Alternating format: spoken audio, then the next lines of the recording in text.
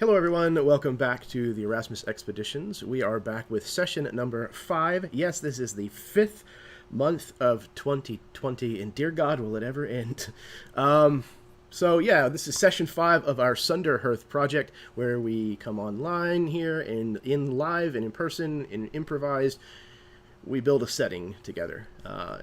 This has been a really awesome project so far. I'm trying really hard to not pull the trigger on running games or planning to run games in this system yet or setting yet, but as we're getting closer and closer towards the middle point, I'm finding that hard to do. But I'm very excited for this episode in particular because this is a topic that we haven't really touched much on yet. I'm looking at you, Magic. So we're going to be discussing races and cultures tonight. I'm really excited. So I'm going to pass it over to my lamenting partner on the other side of the screen there, Steve, so that he can say whatever it is he's going to say. Who knows? I don't know what he's gonna say. No, I'm looking forward to this. Like I said, it isn't something we really haven't delved into yet. There's been a brief mention of some ideas, but those were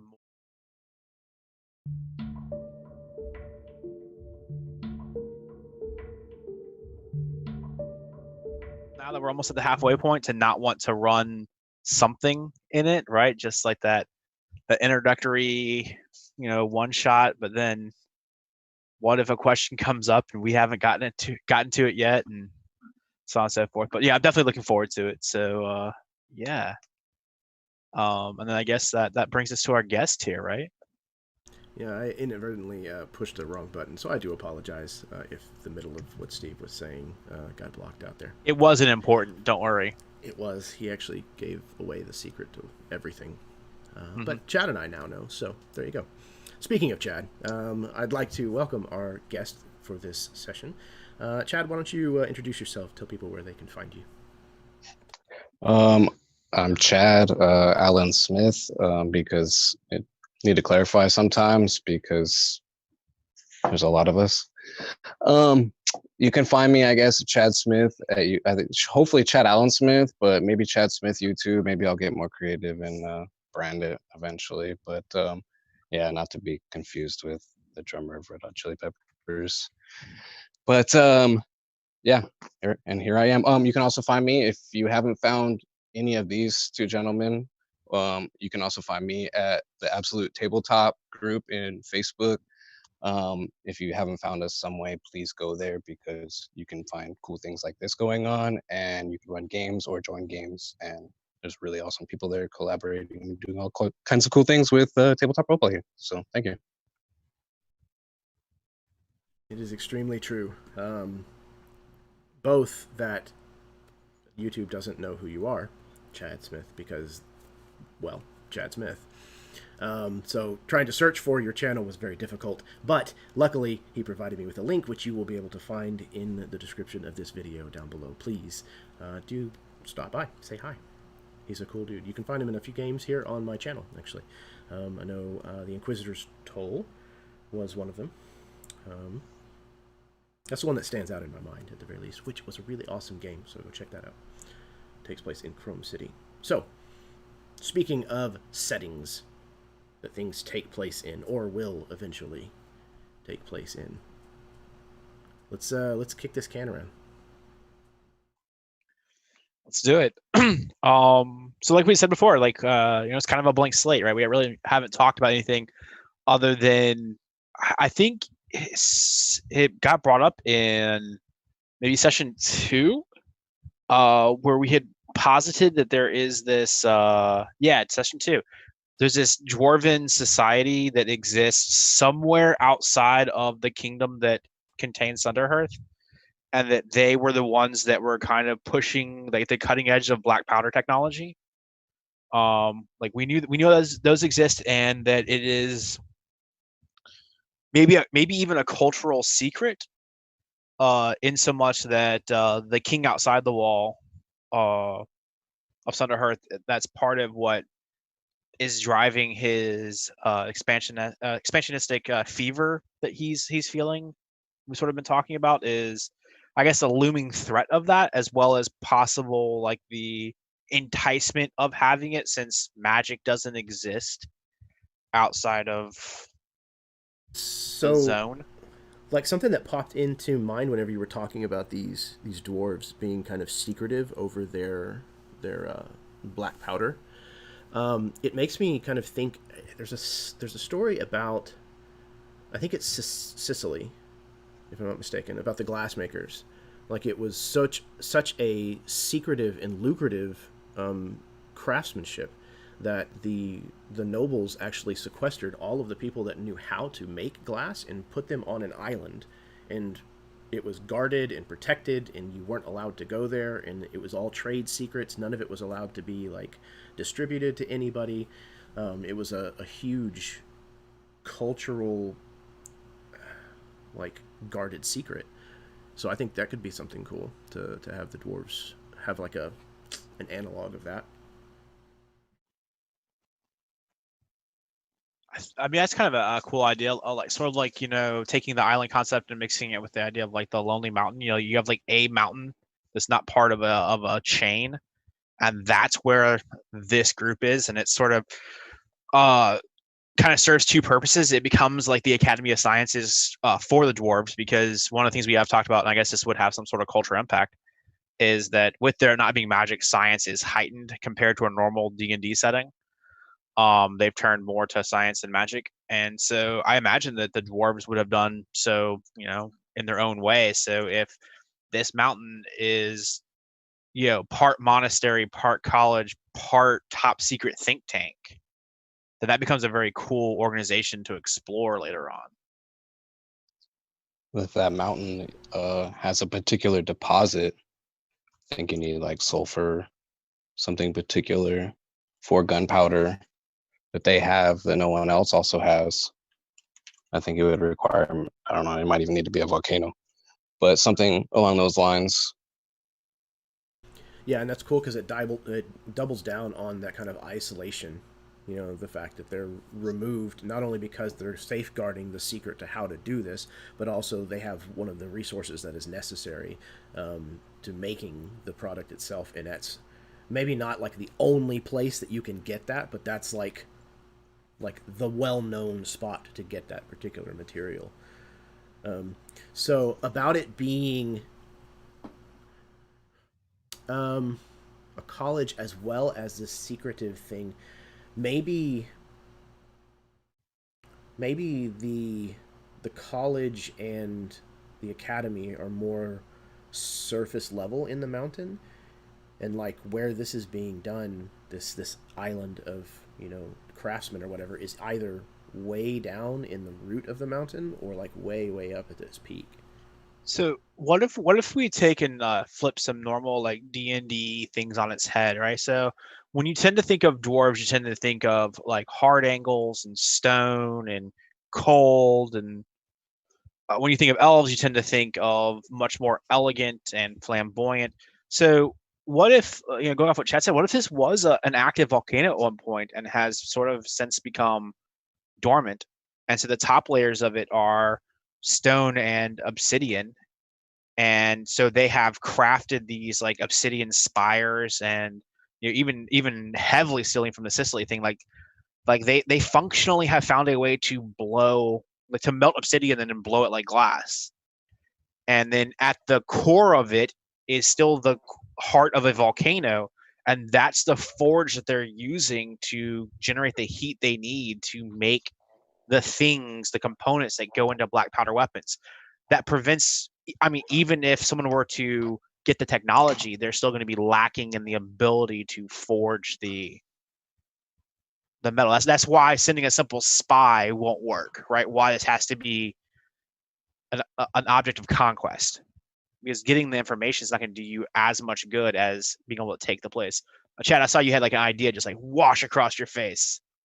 What you got? What if this was the layer of the elemental? And so it's become dormant because now the elemental has been moved. I like that. All right, That's cool. so when the whole Sunderhearth thing went down, and they knew they're going to have to seal it off, like there was this huge sacrifice that happens because the Council of Martyrs and then who would become the Flame Wardens knew that they were going to be stuck on the inside. The Council on the outside knew they were going to be giving up magic, and in order to do it, like the dwarves literally sacrificed, something iconic to their religion. Yeah. Like the heart of the volcano. Right, but we had talked about in the last episode that the element is the queen, right?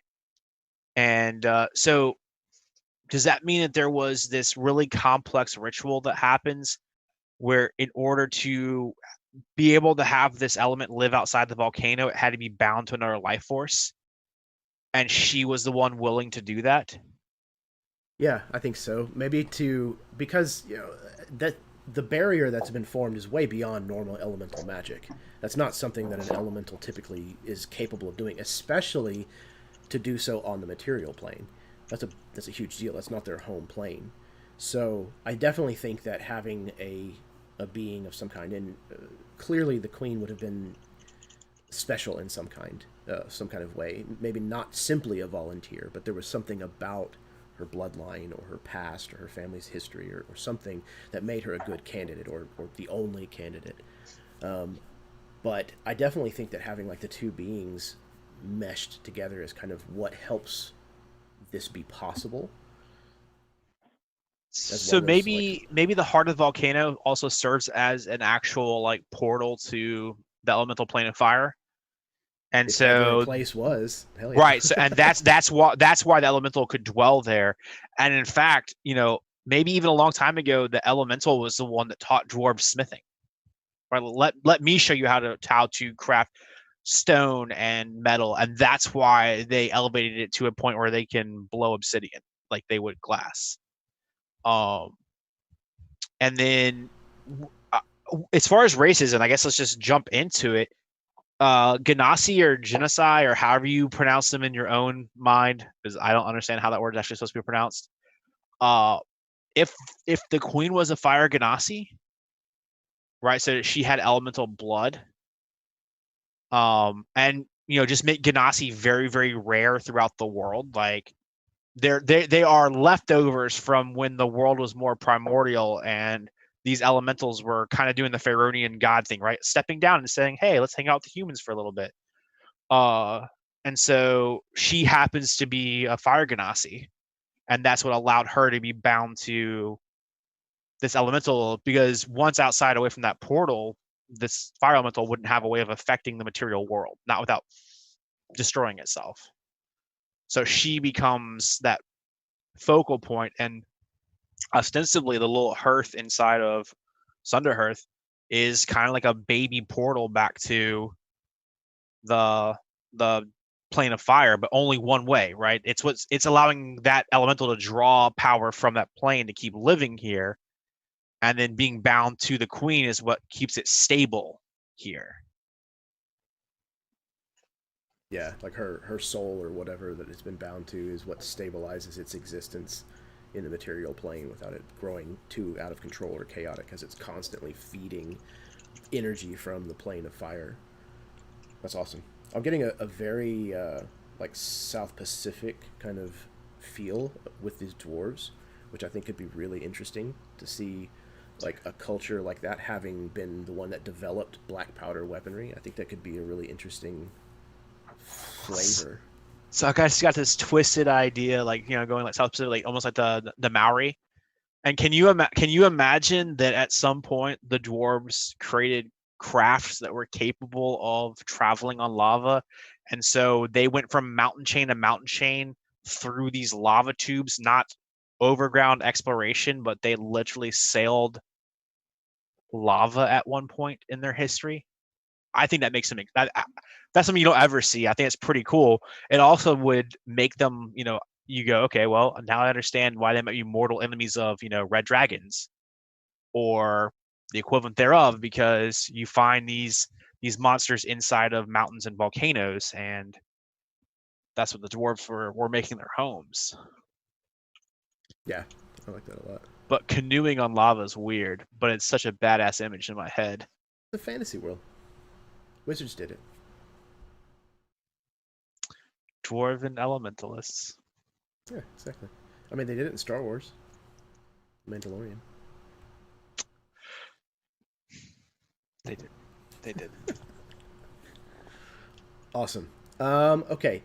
I had a question that should probably be dropped somewhere on the top of this. So we've discussed the humans quite a bit thus far, and we've discussed now the dwarves a little bit. But what about some of the other races?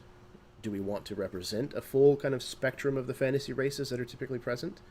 Like, so that way people have a lot of different options and choices, or are we going to be a little more select?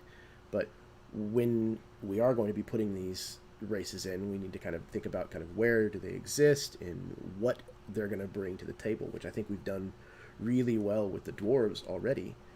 So are there other races that we want to try to find a home for in Sunderhearth? If so, what are those?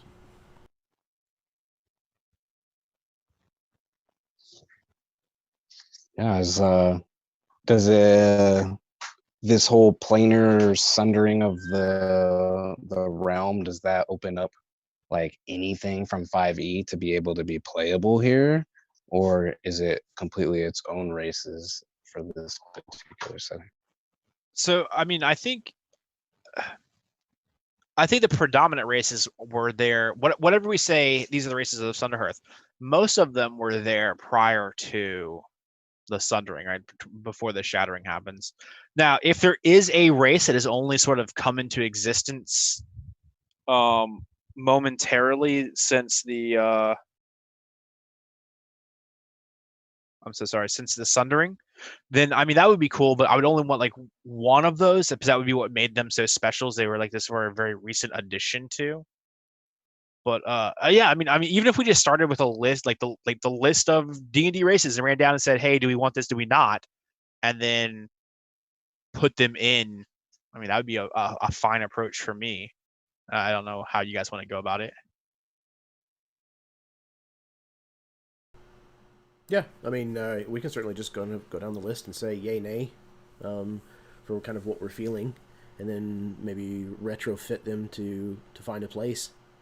I'm cool with that.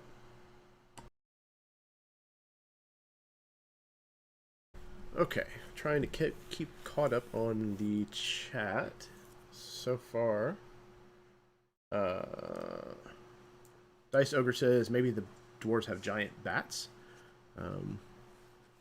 Bat Guano, as Steve Senior pointed out in the chat, I believe has been a part of gunpowder, at least in some point in its history, if I'm not mistaken.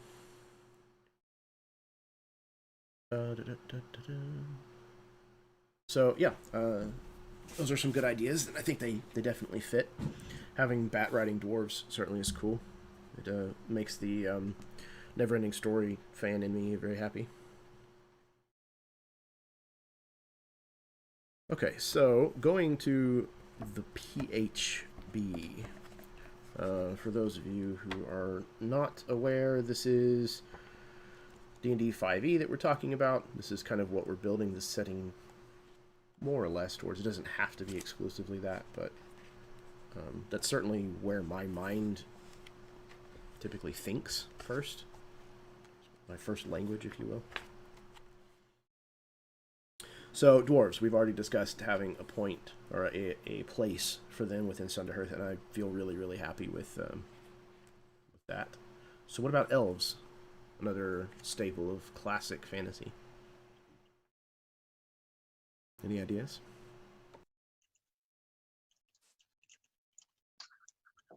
I think that if you kept a trope about them, it might be like they're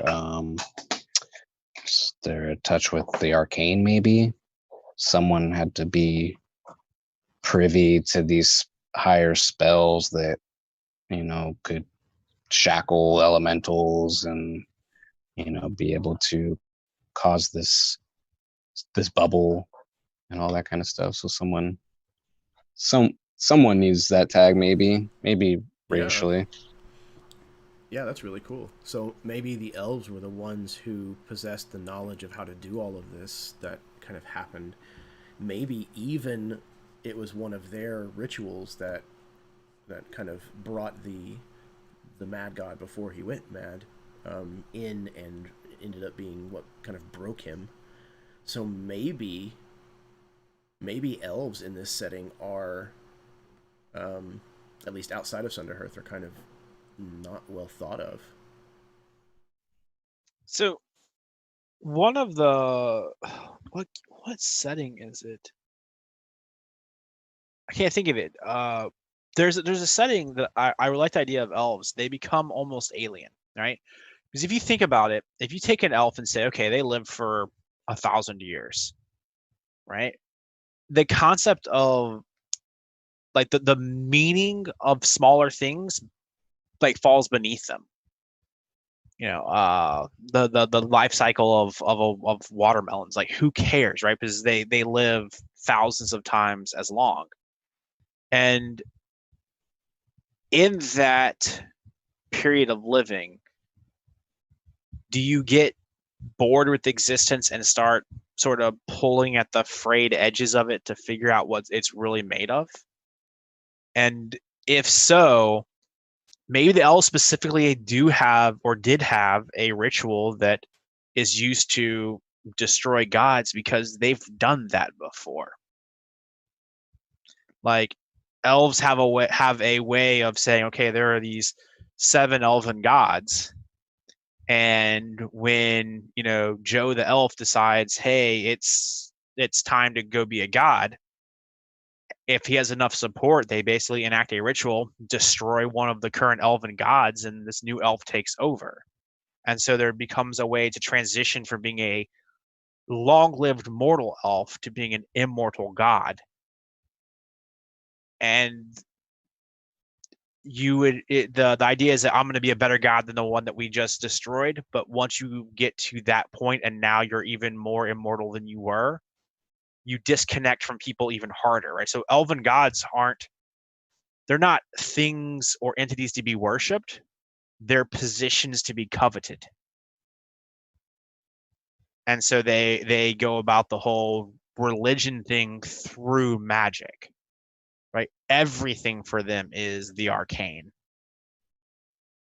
which now makes them,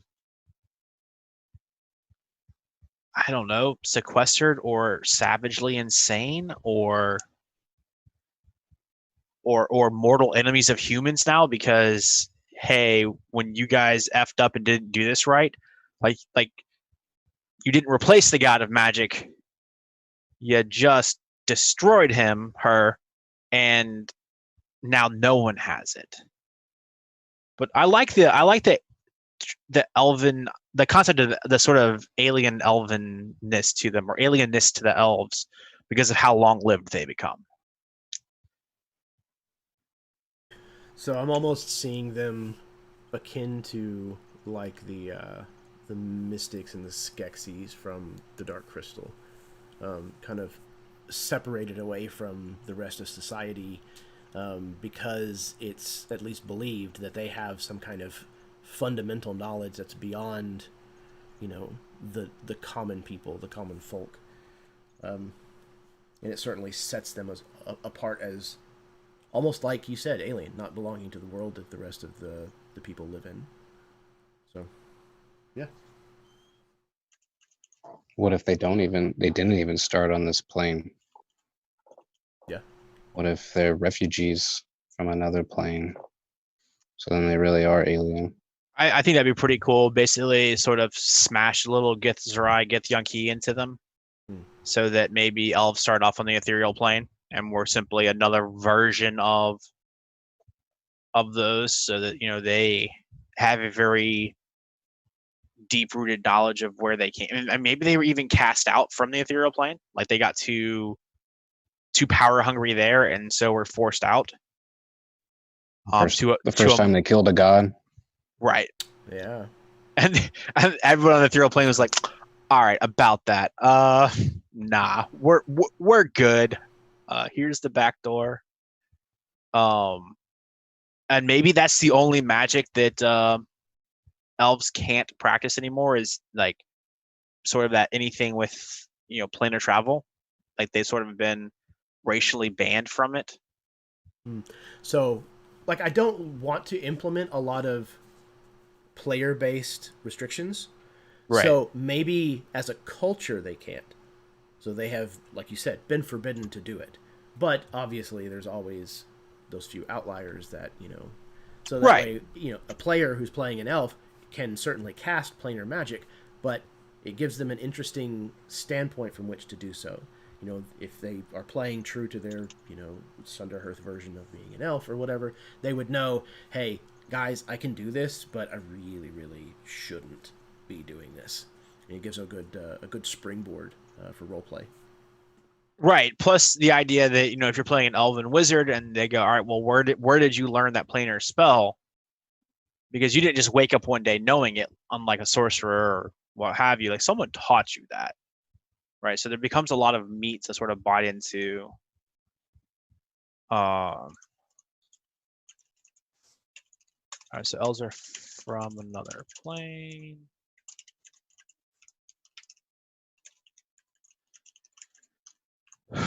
Dice Ogre says maybe elves are not a player race. That's possible. I don't see a strong reason for why that would need to be the case just yet. But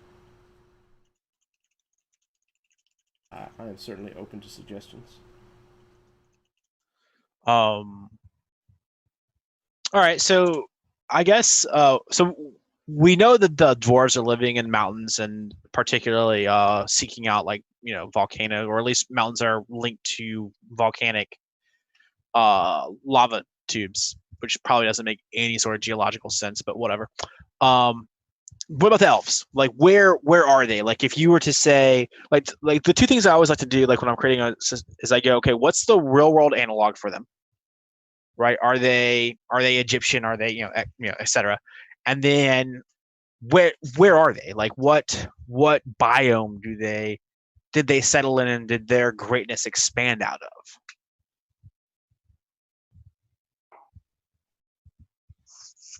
They would probably be left with where other people didn't want to be. So probably like deserts because there's no water. Deserts. The elves all live in swamps. Yeah, somewhere. Yeah, someone's not gonna. If they're chastised and they're not liked by others, at least not humans or whatnot, then they're not gonna be around others, I guess. Yeah, what if there aren't very many of them left? Maybe like 1,000 or so. And they're these different nomadic tribes. They actually don't have a home. Maybe something with the Sundering, or whatever we are calling it, the Reckoning, whatever it was called, the event. What if that made them no longer able to live in their home, either geographically or culturally speaking, because people got too mad at them, or maybe there's even what was the elven cities ruins kind of here and there throughout the landscape. I definitely like the idea of there being these sort of like ancient elven like ruined cities, then that they were that even when they became residents of this world, that they were once again forced from their homes, because culturally, at least historically, they don't sound like they're very good people. Like they tend to be power hungry and a little callous, just because.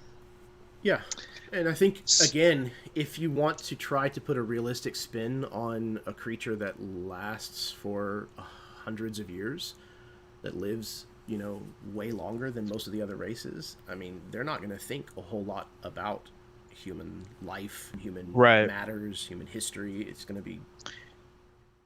So I like the idea of them being nomadic. Like Dice Ogre said, Mongolian, put them in the steppes, but what about like those nomadic tribes in South America where they have more or less a hunting ground, but like even modern day explorers and anthropologists together try and talk to them, like sort of go, hey, they should be around here, and then they all just sort of step out of the woods and are like, oh, hey, you looking for us? because like they're that in tune with their surroundings that that's how they've lived for so long. So people saying, "Hey, I've met an elf," is super rare, right? It's kind of like saying, "Oh, Bigfoot." But once the magic got cut off, these thousands that are left are kind of coming out of the woodwork trying to figure out what's going on, right? Prior to this, they kind of said, "Hey, everything that lives less than us kind of sucks because they don't get us, we don't get them," and so they pulled back.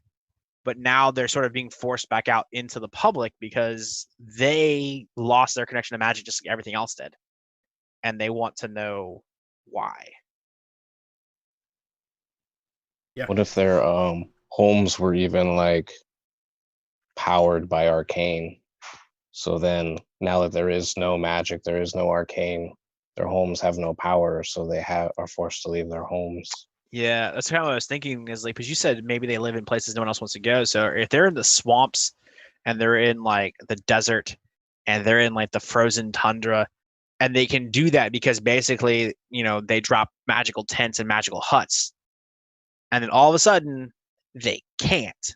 That becomes a huge problem, and it's hard for them because they haven't had to rely on natural survival in a long time. Like they don't know how to make a tent or a hut, like because all they did was say some magic words and wiggle their fingers, and they had one. Yeah, like you could have found one of their homes in the frozen north, in a fjord or valley, but that particular fjord or valley is like virulent and green and moderately temperate, and they were able to accomplish all of that, like you said, through magic. They were able to bring in the things that they needed to make this entire environment hospitable, and through however long it's been since the event occurred, that hasn't been the case, and so now they're having to gravitate back towards traditional civilization and mingle with these people that aren't oftentimes happy to even see them because of at least what's understood to have happened. Right. Um. Yeah, and I I think think I think maybe even they are like the subject of some like bedtime scary tales, right? Like elves come and abduct children who don't listen, type of thing, right? Like parents have put that spin on it. Uh, but I also really like the idea that an elf could like there's nothing so unnatural about them that they couldn't pass as human with a little bit of forethought. Yeah, the Spock thing, right? Cover your ears. Um, so there's nothing like that like truly like stands out. They're not, the World of Warcraft like purple skinned elves, but that's just silly. Um, all right. So elves are nomadic. They tend to live in the places that no one else wants to live. Use magic kind of to prop up their housing, and since that has eroded, they've sort of been coming back out to. Well, and Dice Ogre brought up a really great point that they would more than likely be flocking back to the Sunderhearth because they know that magic exists there. So I think there could be a really cool thing where when you have seen an elf, more than likely it is these pilgrims or refugees that are making their way through these Sunderhearth gates. So so does that mean that there are just outside of Sunderhearth on one side there is this very hodgepodgey, almost refugee camp that has a concentration of elves that no one's ever seen before? Yeah, Um, I think while they're waiting for the warden to kind of lower the the barrier in that spot, yeah. right. And I think that some of them have brought whatever wealth, and in some cases probably substantial wealth with them, thinking that they could buy their way into, and maybe that's even worked a couple of times where some people, these more corrupt individuals, have allowed that to happen because they were paid so dowsers. well. What was that, Chad? Dowsers. Yeah, Yeah. basically they've paid dowsers, or they even just because on the outside, the Council of Martyrs runs a group of guards that are sort of the, I don't know, airport security. Um, and you know, maybe this extra person just gets put into that party of college explorers because he tipped him well enough. I like that a lot. Yeah, exactly, Dice Ogre, like a tent city. Exactly. Yeah, I almost I think even that there would be see- like a whole ring around it yeah, of where they're city. almost like quarantine them off kind of thing. Yeah, I think It's like a ghetto. You would get one right outside of Sunderhearth. You would get one outside of one of the major return gates in one of the ring cities. But I think what would be really cool is we talked about there being a ring city on the side of the Salt Sea, like where it's just that desert that was created by the water being held back. I think it's quite possible that some of the dwarves who were accustomed to living in the desert with the aid of their magic have created a tent city out there that is perhaps a little more lively than the others. Like, because I mean they're already used to living in crap area, right? So they would have some basic skills. It's just that whatever skills they had were supported so heavily by magic, it doesn't work on its own anymore. So I like Or the idea that of some there's tensities. Yeah, or that they are in Sunderhearth and now are able to use magic again, some of them, but it's now unpredictable, not as stable, Right. sometimes more dangerous. So Right. it's a pale comparison to kind of what their cities or their biomes used to be, but it's still way different than a human's village. All right, cool. Do the elves have some kind of like innate ability to detect magic or sense magic or something like some kind of hunger for it or anything like that? That could be an interesting I thing to do. huh. I wonder if maybe just all non-human races are just attracted to Sunderhearth, moths to a flame. Not necessarily like maybe a halfling doesn't understand why there's that like awareness of it, but since elves are so deeply connected, they're very well aware of why they feel that way. I don't know. Ouch. My ear hurts. Um Speaking of halflings, they're my favorite people. I definitely don't think we should have them. No, I'm just That's kidding. fine. That's completely fine. I'm joking, of course. Just done with them. Oh, you like them? Yeah. Right. Sorry. Um, No. I think having them in is. I'm usually the kind of person that is more in favor of putting more in or too much in. Sometimes, the only ones that I typically kind of go, nah, I really have to have a good reason, are the ones that are things like anthropomorphic animals and, tieflings and dragonborn. Like there has to be a very specific reason right. for me to want to put those in. But most So- of the other like humanish ones, like I mean, for me, halflings, like my favorite way to adapt them into a setting is to basically make them like they're just smaller humans, right? Like they live in the same cities, they do the same thing, but they tend to have either mercantile or menial jobs. And like I know that's a very tropey thing. I think it's one of the best fitting tropes. Um, because are you really gonna get a 2'10", cattle rancher? Probably not. Just I mean, physically, it's probably not gonna happen. But getting a 2'10", gregarious bartender, sure, that type of thing. Um, but I think to kind of hand in hand it and just say that halflings are so common that there's not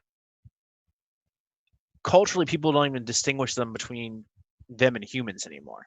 Like they have their own things. Like you would have prior to the Sundering found halflings gathering for service, in a temple to Yandala or Chandath or whatever the crap, the Yandala, the female halfling, goddess of harvest. Like they would have done that instead of just going to the main temple. But I don't know that they would necessarily have their own stick out culture.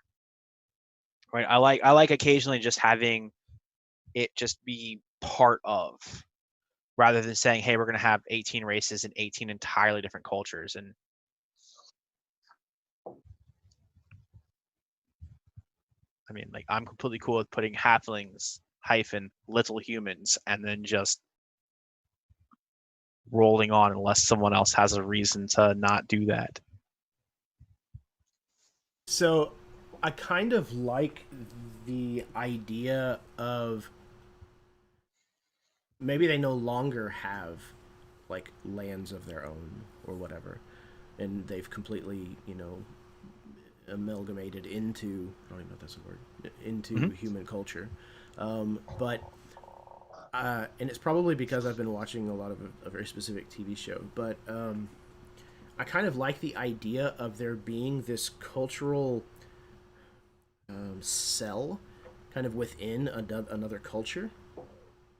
So like going to Chinatown, but having it be Halfling Town? Yeah, so I've been watching a lot of a TV show called The Hunters, and it kind of centers around. Is that the Nazi hunting one? Yes, yeah, it is. Okay. And so it has a lot about kind of Jewish culture and things like that, especially in the area where they are, New York, in like the 70s.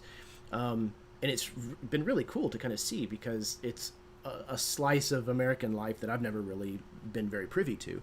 And it's been really kind of educational to see how much a people who once came from one land still adhere to very strong traditions and things from a culture that is almost that they're so detached from physically. They live in on the other side of the planet from, but they bring so much of that and make this new place into a version of that old home. So I think that would be kind of neat to where maybe these halflings have very, very strong traditions of their own that they just practice and live out inside the human cities. So, okay. Yeah, I like that a lot. I mean, even something like maybe halfling society is matriarchal, right? Like something that would be almost opposed to. And in doing so, like when they go out for business to their jobs, it gets kind of flipped on its head because they do have to adapt to the setting they're in, right? So when they go out to the human world and they're working in these human dominated jobs, it's acceptable for the men to be in charge in that setting. But when you go back home, like when they go back to their neighborhood, to their area of the city, it goes right back to being the way it was, right? Like rather than being culturally assimilated, they still retain their own flavors at home, but do their best to approximate the culture that they're working in. And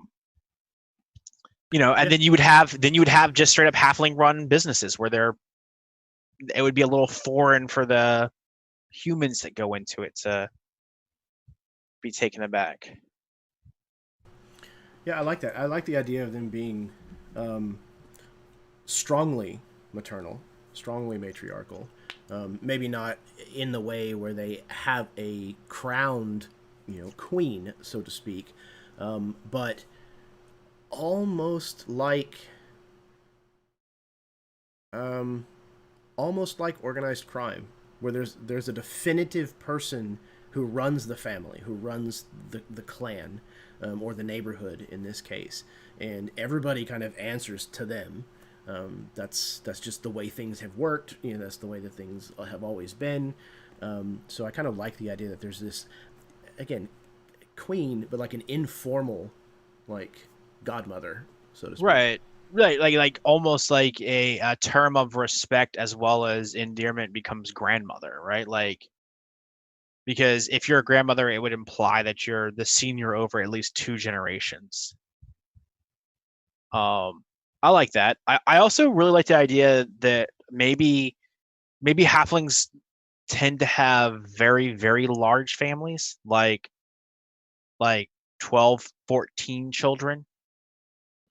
And so, it's when you go and visit one of them, there's these long tables sat for 12 individuals to sit down at one time, and you know part of the reason that halflings are so industrious and hardworking is that they have 12 and 14 mouths at home to feed, but also that maybe once you hit age 12 or 13, like you're expected to go get a job and help support the family, right? And it's not just your family. It's if your family of 14 halflings discovers the ones across the hall don't have as much, well, they're probably going to pitch in and help them as well, because it's that sort of, like I said, it's that organized crime mentality, right? Like it's our gang versus their gang, even if we're not at war. Like we got to make sure ours are taken care of first.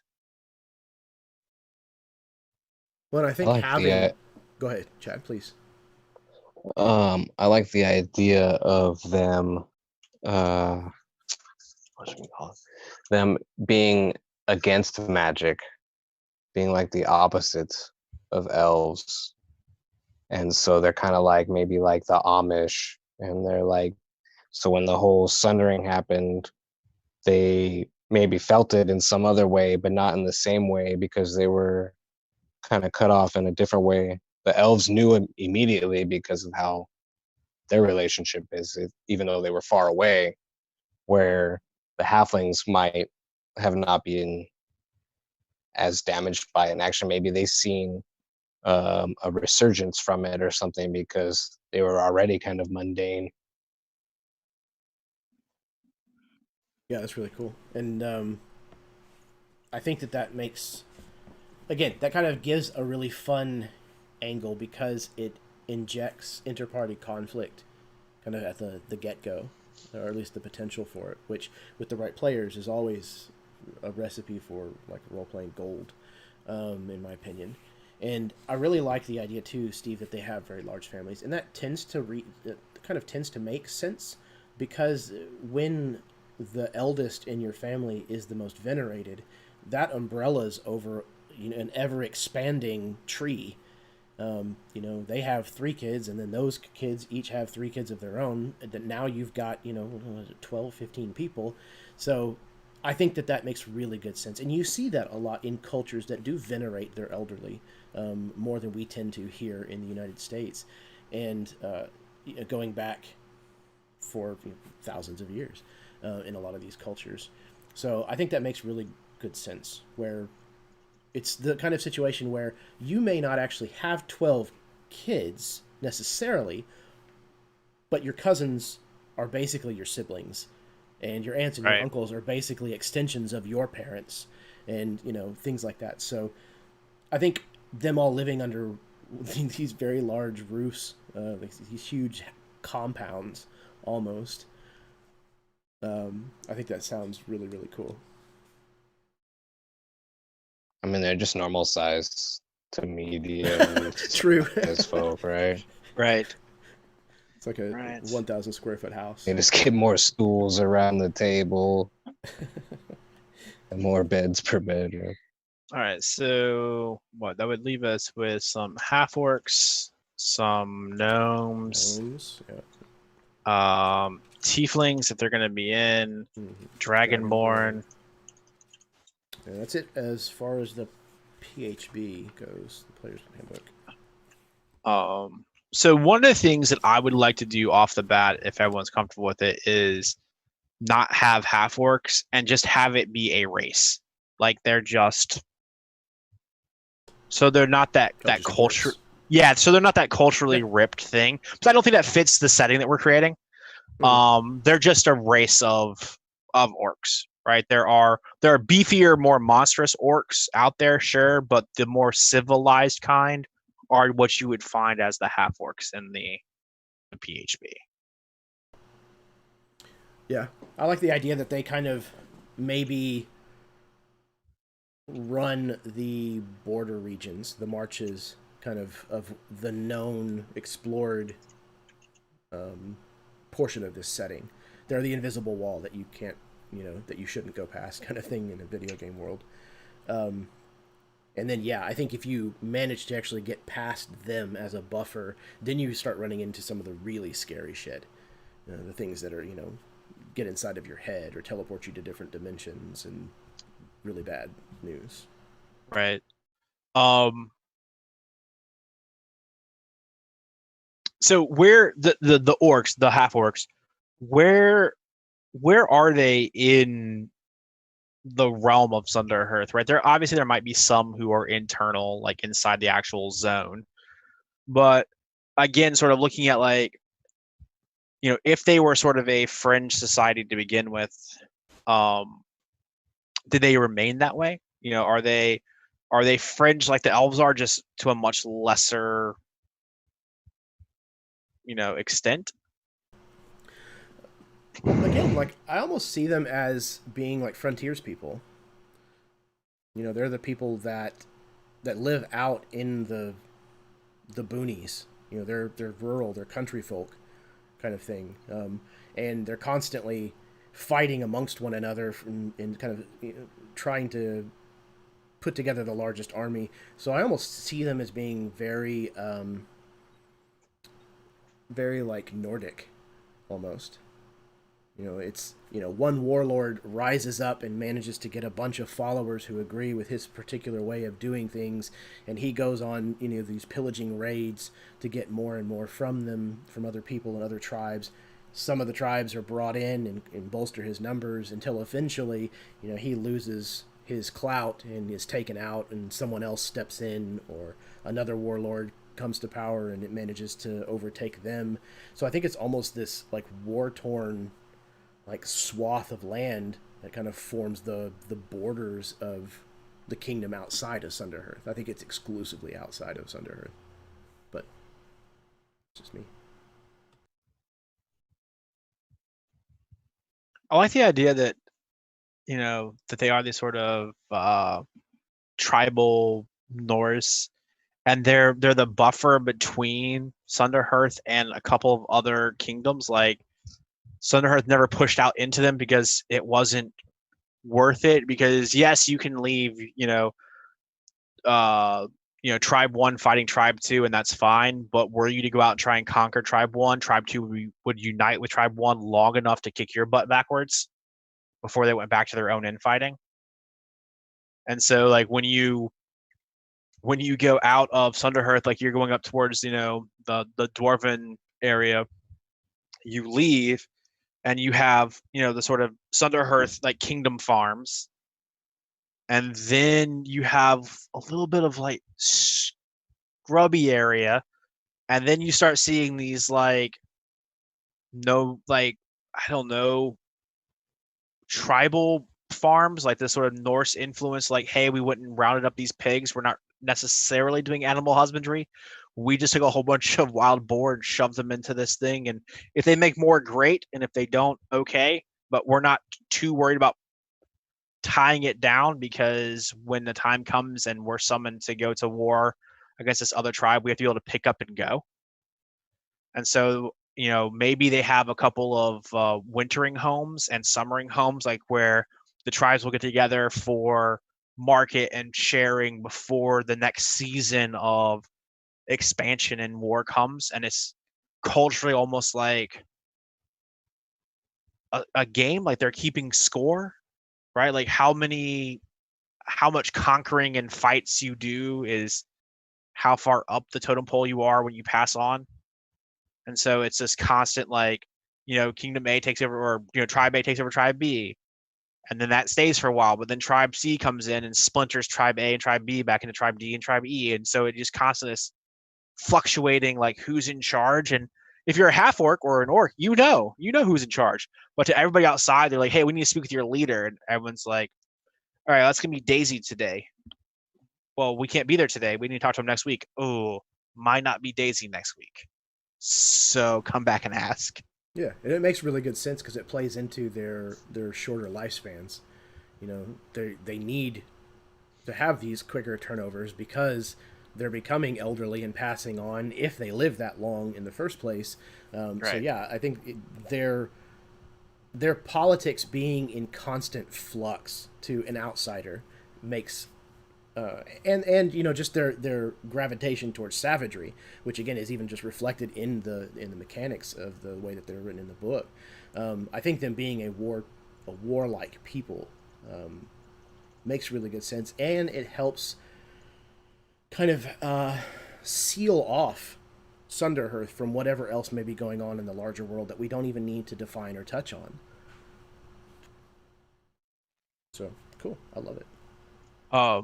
I think Good. I think just to interject something in addition to that, they have some kind of like ritual or something, because there's probably some kind of like beast, right, that came from this whole Sunder that are out there that weren't natural. So they have some kind of way of like hunting them down or something like that as their rite of passage. So they also deal with those things too, right? Hunting these orcs, they want to fight all the time. So if they're not fighting each other, then they go and fight these beasts, these monstrosities.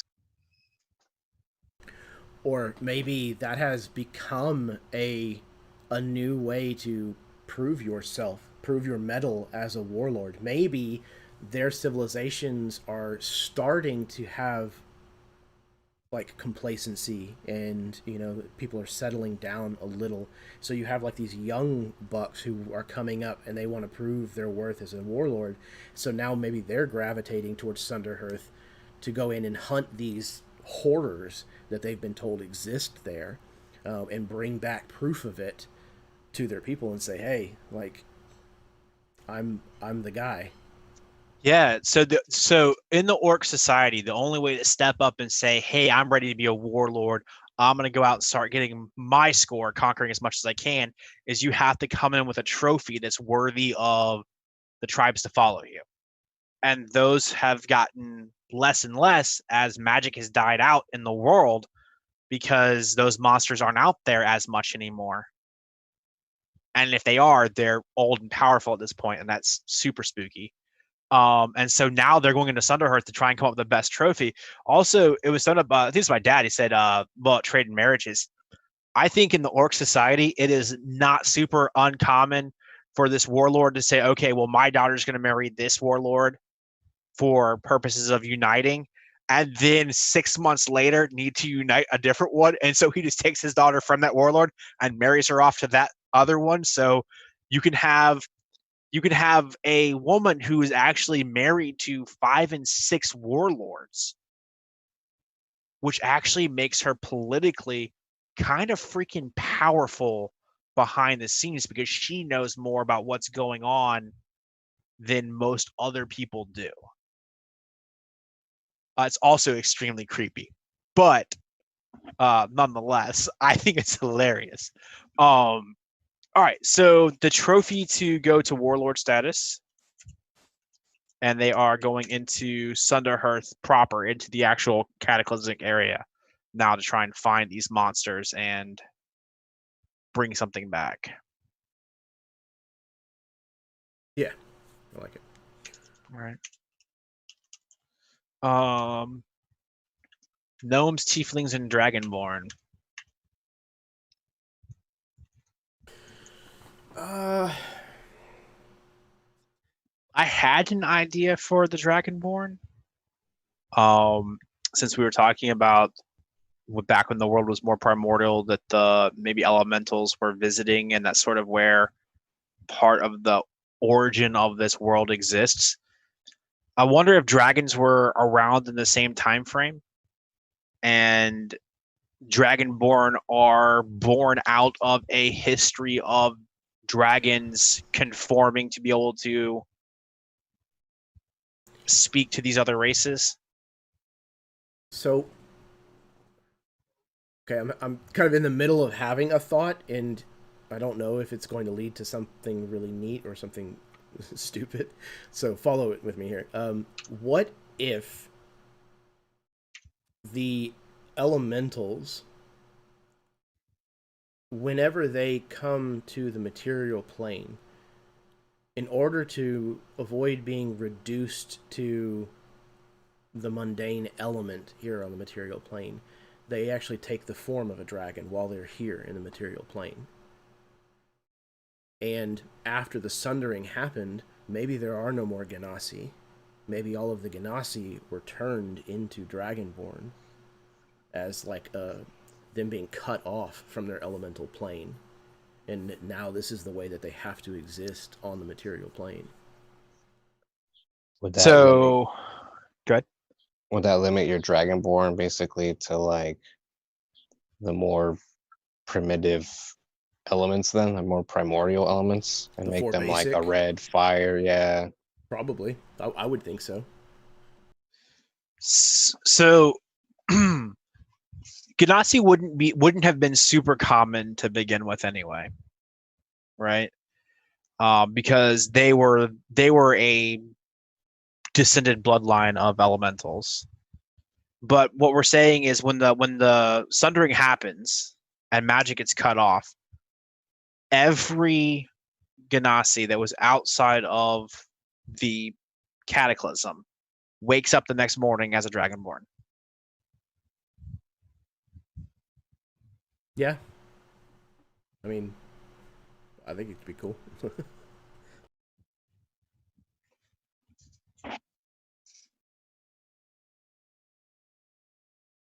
Just merge like Dragonborn and Genasi.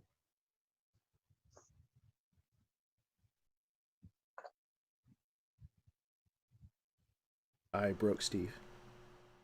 I'm just See, I told you it was in the middle of an idea. I didn't know if it was a good idea no, or a bad idea. there's So something really it's interesting an there idea. though.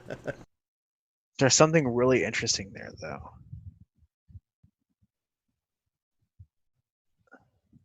They wouldn't all have wings then, right? Only like maybe the air one would. Yeah, I think that could stand to reason. I don't know if Or- Ganassi, do they have flight beforehand, or maybe they developed that as a part of the process, and that's done something weird and interesting to their society. Well, I just work here. No, it's like it's interesting. I'm just trying to.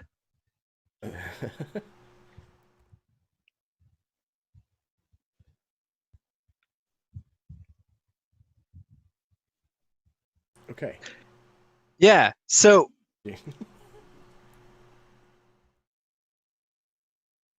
all right. So elementals. Hold on. I'm getting there. Okay. All right. Cool. All right. So primordially speaking, the world's being formed. It is a utopia at the beginning. Okay. So a lot of beings from a lot of different planes come here to visit. Elementals who come here can't stay for very long because there's not enough of any one elemental power to keep them sustained. Minus being in a few locations, right? The heart of a volcano, the bottom of a sea, etc., whatever. The top of a mountain, maybe you're a lightning elemental. So they have to keep going back, but there are those who are reluctant to leave. They like this world. They like these new, unique creatures that they've never experienced before, the humans, the halflings, the so on and so forth. And so they alter their forms and become the original dragons. Just like you were saying. So I think when that shockwave goes out from the sundering, maybe instead of it just cutting off the magic to these individuals, I think we keep referring to it as radiation. What if it essentially force mutated them? So you have some people who went to bed as a person, as a human, and woke up the next morning as a dragonborn, or they went to bed as that rare Ganassi and woke up as or you had someone who went to bed as a human or a halfling and woke up as a Ganassi, right? They had enough of that bloodline that it triggered when that explosion of magic happened, and it pushed them closer to a primordial form. Especially the closer you were. Yeah, that makes really good sense. Yeah, that's cool. I like that.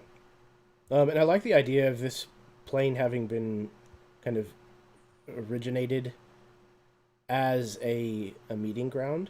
And I'm kind of thinking that maybe this is the first plane where the elemental powers were able to coexist in balance with one another.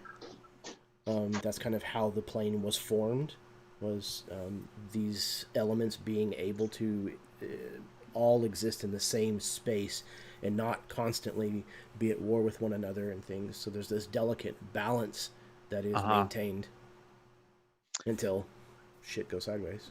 Right. I mean, that's so cool. Basically, all these elder entities are like, look, we need a place where we can all get together. So it has to be this part, this part, this part, this, kind of in balance, so that, this elder being can be there, but so can this elemental, so on and so forth. And in doing so, they inadvertently create a world that's capable of sustaining the life that we know. And so they didn't intend to create humans or halflings or anything. They just popped up. And the deities are those elder beings that went, man, I feel kind of responsible for having a part in this. So I'll look after them. And that becomes the deities. And it also makes the elves these petulant children who didn't like who was set to take care of them and have since been sort of taking, over. All right, that's awesome. So, and I think it's okay, because as a player, if you're like, hey, my character's, a 22-year-old whatever, you didn't just wake up yesterday as a Dragonborn, right? Or as a Ganassi or Gensai or whatever you're gonna call them, because this happened 50 years ago. But your grandmother or grandfather did just wake up, and I think that perhaps those few individuals that happened to, it has simply bred true since then, right? And so you have the beginnings of these aren't rare because they're dying out. They're rare because they're just coming into existence. The Dragonborn and the new Ganassi. I think that the queen, if we retcon what we said earlier, she wasn't a Ganassi to begin with. She just happened to be. She's similar to the people that would have woken up as a Ganassi when it all happened. Right? She had that heritage. Yeah, she had that bloodline, if you want to talk about it, like in sorcerer's terms. Cool. Okay. There was another point that I wanted to bring up, but I guess are we finished going through the so we have gnomes and tieflings. Okay. Tieflings, I don't know. Like, unless there's an opening to hell, tieflings just don't make a lot of sense to me. Right. In a setting.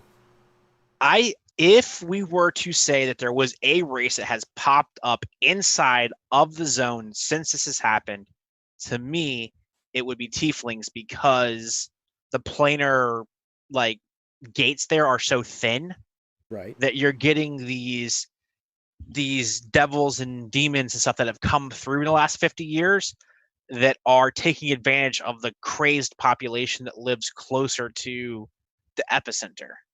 And so if you wanted to play a tiefling, you could.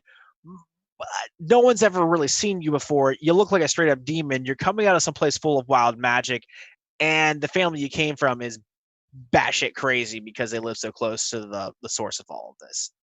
So if you're cool with all of that, welcome to being a tiefling.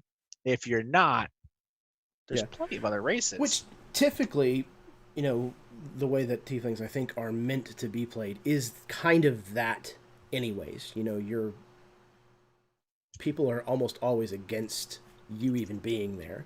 You know, you stand for a lot of things that they think are, you know, evil and vile and wrong. So I think them being kind of fringe characters is very in step with the way that their design was intended to run, anyways. So that works for me. What about a race that it would have to be new, that is from within the Sunderhearth, the bubble, from being in there for so long, the magic is like permeating you. You've been changed. So whatever you were, maybe, you know, half elf or half whatever, now you were elf, now you're half because there's some kind of template, or maybe an altogether race that now you've been mutated. So we had talked a little bit about stuff like that happening, where the people who lived inside Sunderhearth and chose to use magic would have some sort of physical symptom of using it, whether you started having scaly skin or you grew a tail or feathers or whatever you chose to be your thing, right? How you expressed it. I think that anything that has truly come from the Sunderhearth mutations, the radiation of this magic, because it's so chaotic, would be so, I mean, chaotic that I don't know that it would suit being a player race, because it's going to be almost innately, Unique. yeah, or Specific. desirous of unmaking things. Yeah, like it would be a bunch of one-offs rather than a race. Yep. But again, if you're Or I that guess DM where someone's like, hey, I really want to play an Eric Kokra or whatever, and the DM's like, cool, well, that just happens to be a mutation of being that close to Sunderhearth, and I'm cool with Eric Kokra being in, or Kinku or Tabaxi or any of those weird races, rather than saying, hey, they're completely excluded, where they fit is as a one-off or two-off mutation at the center of Sunderhearth. Yeah, I agree. I think having some definitions for how some of these other races fit into the world, and then taking the rest and just saying, hey, it's up to you. It's, you know, artistic license, if you will, if you want to include something else. More than likely, you're going to be a, you know, a child of chaos. You know, you come from, you know, a place that is an amalgamation of insanity and broken, you know, bridges between worlds. That's the only explanation that's really needed as to how you could have gotten here. It does leave us gnomes.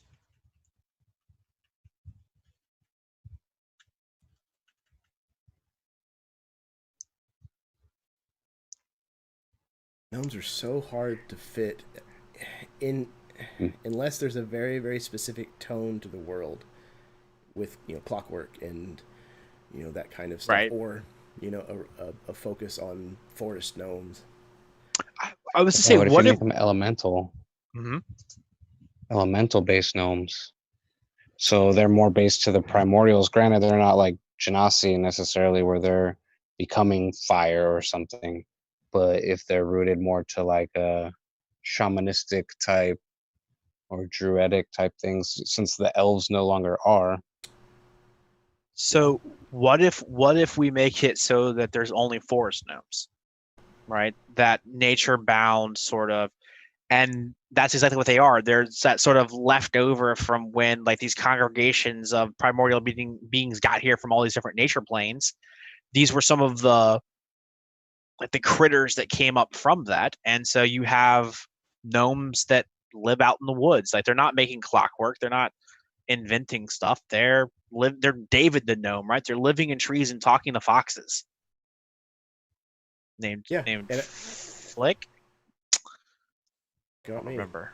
But yeah, I think Chad brings up a really interesting point. You know, with the elves having vacated the, you know, the tree hugger, you know, Yeah. typical trope, that certainly does leave a void. And I think having it be force gnomes is really cool. It's a cool kind of twist.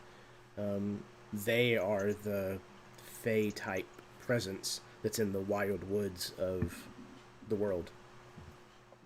I like it. Look, I stole a baby. Where'd you get it? From the stupid Daikini while I was taking a pee-pee. Stupid Daikini. You know that when you are drunk, I lead the way. I love that movie. I'm very excited that they're making that into a TV show. Me too. Me I too. hope that it's good.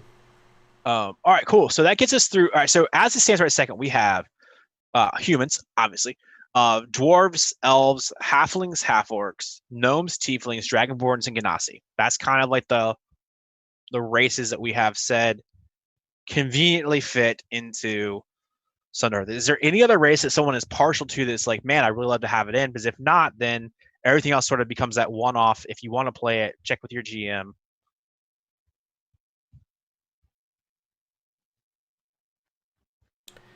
I'm kind of running through, whatever mental file system I do happen to have on other races, and I'm not coming up with anything that seems like it would fit really, really well in Sunderhearth. Right. Goliath, Tabaxi, the Turtles, the I mean, Asmers.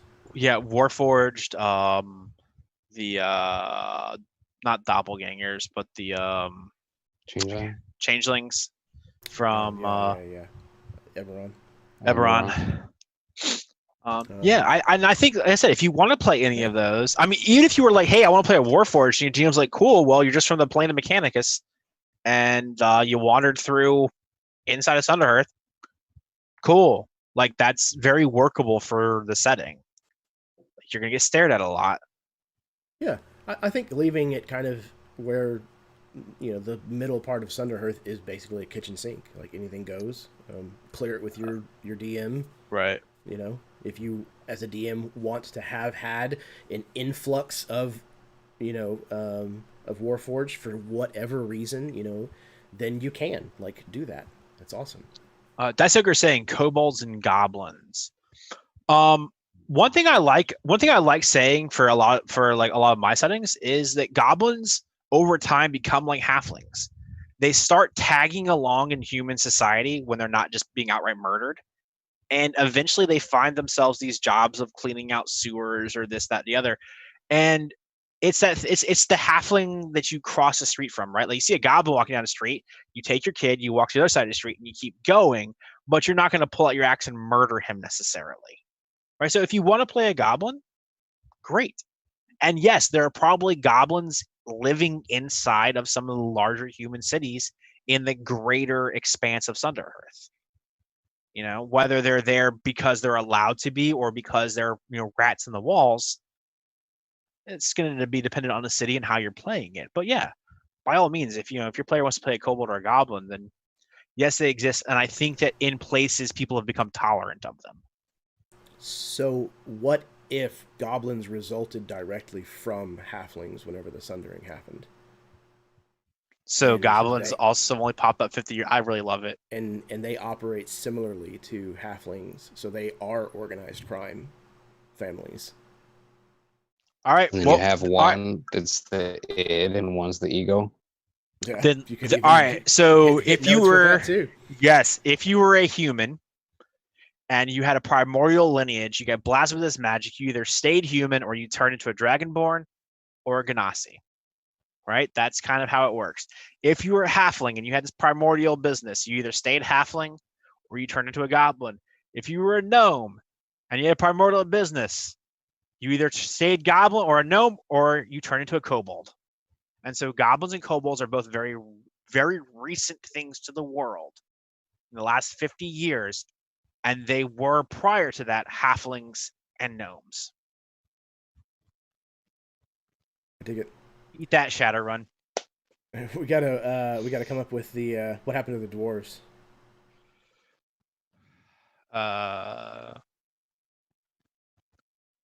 They just looked at it and said, "We don't like magic." They just said no. They become myconids. What? Oh, there you go. They have the dark dwarves, right? Yeah, the Dweger. The Dweger, yeah. Oh man.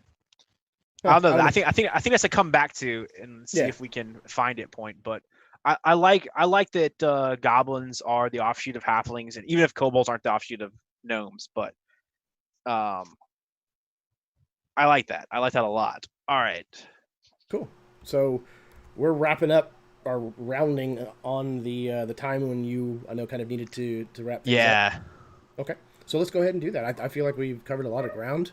We've taken some small chunks and come up with a lot of really fun things that I think fits what we were looking for. At least the races and kind of where they sit within the broader spectrum of Sunderhearth. So I'm really happy. All right. So as always, one of the last things we're going to do, Chad, is we're going to turn it over to you. This is how you get to sign the world. What you say will be built upon, I'm sure, but will never be retconned or taken out.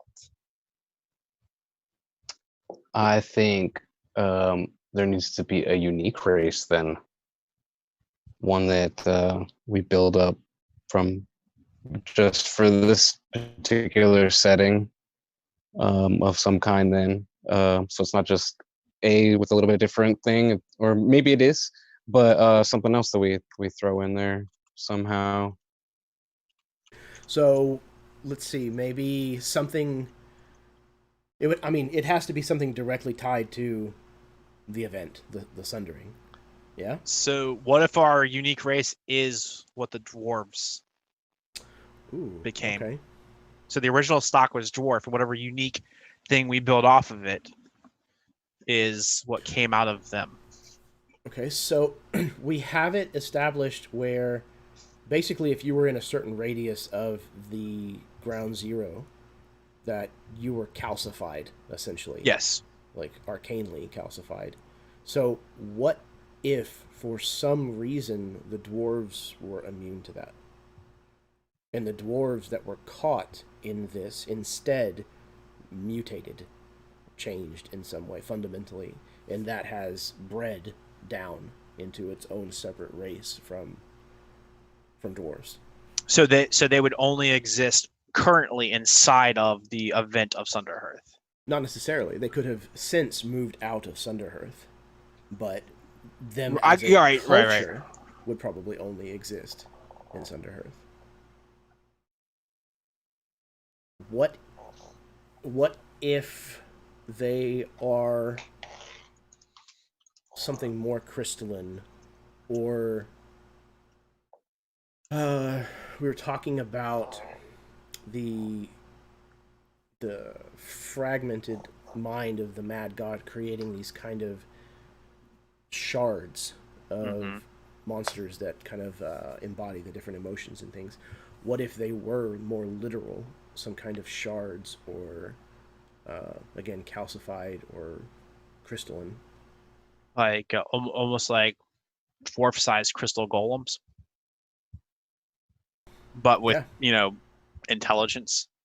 Yeah, so like maybe the Sundering actually did affect them. It just didn't kill them the way that it did with everything else. Like they survived that cataclysm, and they're walking around at, oh my god. So the same arcane kernels and stuff that can be fragmented from the bodies that have been left behind from Ground Zero, they can also be taken from this particular race. Right, because it is actually their beating heart. That's fucked up. What if they can? What if they can cause that too? Like if they touch like a cat or something, they can turn it into that calcified, crystallized, and then you can take the organ from it. Maybe that might be too strong. What if? All right, I know we're creating a unique. What if we base it off of the Warforged from Eberron though? Because they're already inanimate player characters, and we know it's going to be relatively balanced to other races. But starting there, I really like the idea. I really like the idea that these things also have that calcified heart inside them, so that they become hunted as well by. I mean, you have to be a pretty bad person to go in there and rip the heart out of a calcified person. You have to be an even worse person to kill a living creature to take its heart out for something. Yeah, okay. But I mean, it takes that dark element of magic that greed of once you're out of Sunderhearth and your magic is diminishing, needing that calcified heart, that arcane kernel to recharge, like the depravity that you're able or willing to go to, kind of to keep yourself in power. That lends a really nice dark There twist is to magic. almost a guaranteed slave trade that happens out of that because people are abducting the children of these things, sneaking them out and raising them outside so that when that wizard runs out of power, he has something to pull from. Oh god, it's messed up. But it also means that like the murder rate of these things when they decide to leave Sunderhearth and go try and have lives outside, because these were like 50 years ago, these were living dwarves. They're dwarves. They still have living family members that they want to get out to go see. And when they get out there, you know, they start this life of weirdness. But when someone realizes that they can be killed and harvested for magical power, and they don't have to go into Sunderhearth, they get it because look, it came to me. Like they become hunted on the outside faster than they do on the inside, and so it becomes dangerous for you to live out there like that. And so when Dad Crystal Dwarf goes out there and gets back with his wife, and they're like, hey, let's have kids, and there's a 50-50 shot that it comes out as a normal dwarf or it comes out as one of these crystalline dwarves. It comes out as a crystalline dwarf. Now they go, well, do we need to take Junior back into Sunderhearth where this doesn't sound crazy, hear me out, he's safer inside there than he is out here, because out here people will hunt him, and there at least it's only monsters. I dig it. What do you think, Chad? Plus, wouldn't they need to like maybe not eat, but they need to be inside Sunderhearth to like recharge eventually? I don't know if I want to tie them that way because magic does that, but I think instead of them not eating, that they have to consume gemstones, or they have to consume some other element that is also odd, but they don't have to consume it as they don't have to consume it as often. It is kind of cool. That's actually a pretty freaking cool idea. They have a radius around them where magic works almost like normal. It's super, super powerful, but they give off spell slots. Well, what if you give them like a racial once per day, like once per day, they're able to essentially do exactly that. They can energize a small area around them. Yeah. Could base for it themselves. You base it off of the sorcerer's recharge ability. Basically for like themselves or someone who's within 5 feet of them, they have the ability to cast. Maybe it's limited to like a cantrip or level 1. Like, it would be affected by what level you are, right? Like the higher level you are, the more you'll be able to do. Yeah, maybe based off what level, how many proficiency bonus, maybe how many spell slots you allow. So if they're around there doing cantrips, it's not expending spell slots. But then once they do a level 2 spell, okay, well your proficiency is only 3, so now you only have one left or something like that. Yeah, do it like a pool, like the paladin gets for lay on hands. It's you have this much. When you spend it, it's gone until you rest. Yeah, I like that. That's cool. Well, all right. So at some point we'll need a name for him, Chad. Just whenever you get that, throw it into the chat, and I'll assign it. That's cool. I like that. Yeah, like I said, I was really looking forward to this. Races is one of the things that I think really makes or breaks a setting. I think that's kind of one of its best stress tests, because that's one of the things that I think interacts, that is player facing most immediately, is, okay, what can I play as? What's available? And it's a really great place to interject a lot of flavor for a setting. So I'm really happy that we were able to kind of nail some of that down with things we hadn't even really breached at all thus far. So thank you for coming on and doing that with us, Chad. It's been awesome. Oh, it's my pleasure to be here. Thank you, gentlemen. Yeah, man. Well, I'm looking forward to the next one where we're gonna get into religion, I think. Indeed. Which will be interesting because magic don't work. So what does that mean for religion outside of Sunderhearth? Guess we'll find out. Stay tuned. Gods are getting killed. Yeah. That should make for some very interesting fodder. Having a mad god roaming around, and then who knows what else? Because we certainly don't. We're going to find out next month alongside everyone else. So yeah, I appreciate it very much for anybody who may have tuned in this evening and watched with us, or if you're watching in the future, thank you also. Once again, for those of you who have been commenting in the chat, leaving us ideas and kind of polishing up some of the things that are flying everywhere in here. Thank you very much, Steve Sr., Dice Ogre. I know I'm going to leave somebody else out. There were some people in there earlier. Scrolling. Yeah. I think that's pretty much about it. Cool. Yeah. Love you guys. Stay home if you can. Wash your hands. Wash your goddamn hands. Please. Wear a mask when you go out. I know. Everybody hates being told what to do. I get it. I really do. Right. And just remember, just because they say, hey, business can operate at half capacity, doesn't mean they have to. So please, if you don't need to go out, don't. I promise whatever's in that store will still be there next week. Yep. Here. But we'll make it through this, but only if we're all together. So please, that's right. Do what you can to be kind, be generous to each other. Wash your damn hands. Watch out for your neighbor. But don't get too close to them. So yeah, I love this project so far. I'm very, very proud to be able to host it here on the channel. This was Steve's baby. It was his idea, and he just kicked me into doing this. Didn't give me any choice. Help me. No, I'm just kidding. I love this. I love doing. Don't help him. I love. See.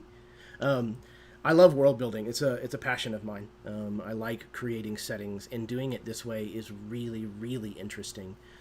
So I'm very excited that we've had such a great panel of guests to come on and talk with us thus far, and I'm looking forward to kind of what we have planned for the future and who we may be able to get the chance to talk to then. So unless anybody else has anything, we're going to go ahead and go out here. All right, so until next time, may your dice roll high and your snacks always be within reach.